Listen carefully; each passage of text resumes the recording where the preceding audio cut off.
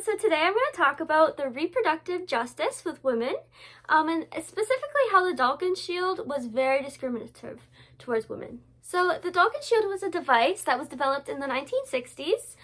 It was marketed as a safe and effective birth control for women.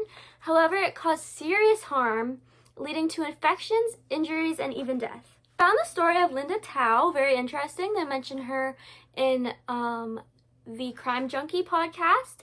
She was a 20-year-old woman, and she suffered severe complications with using the Dalkon shield.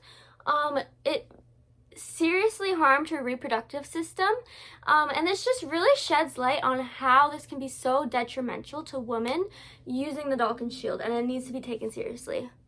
A.H. Robbins would seriously victim blame women who tried to speak up about the effects of this device.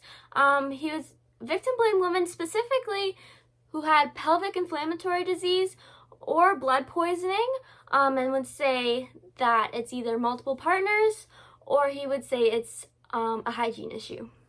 So the Dalkon shield really just highlights how medical practices can be discriminative towards women.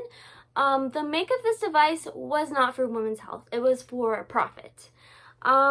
And the fact, just the design of it, it was not made to be comfortable for women.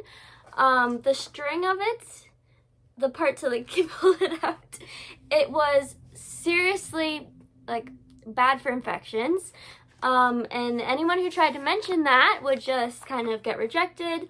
It was made by chapstick makers, which shows that it really was not there for women's health.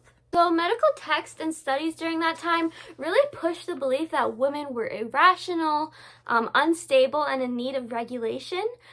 This led to the women being discredited when they brought up discomfort or infections or pain while using the device, and their concerns were often just dismissed. This just really shows and is a clear example of how medical practices really just cater to men. And they really just take control and use power against women's bodies. The Dalkon shield really illustrates how women's bodies are targeted and manipulated for punishment to a much greater degree than men's bodies. So the Dalkon shield caused infections, injuries, and even death to many women around the world. And it's a reminder of how women's health and well-being have been historically overlooked and disregarded in healthcare settings. So another real-life example that I can tie this to is the case of the Escher contraceptive device.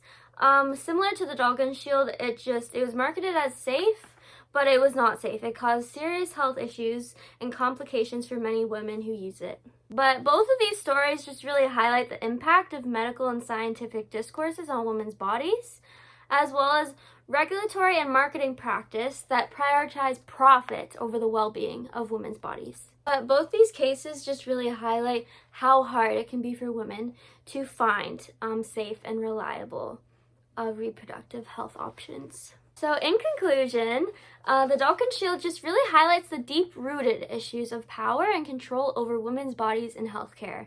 It's a real-life example of how medical practices and discourses have discriminated against women, perpetuating stigmas and inequalities in healthcare.